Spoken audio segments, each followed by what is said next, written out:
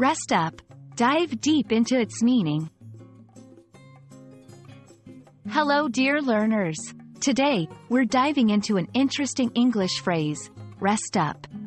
By the end of this video, you'll fully understand what it means and how to use it. Let's get started. The phrase, rest up, consists of two words. 1. Rest. To relax, sleep, or engage in an activity that's relaxing or refreshing. 2. Up. In this context, it intensifies the word rest. So, rest up essentially means to get plenty of rest or to recharge one's energy. Let's explore how rest up can be used in sentences. 1. I had a long day at work, so I'm going to rest up tonight. 2. You have a big game tomorrow. Make sure to rest up.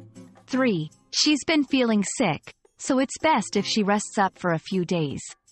From these examples, we can infer that the phrase is often used to suggest taking a break or ensuring one is well rested for an upcoming event or task. Understanding synonyms can deepen your grasp on a phrase.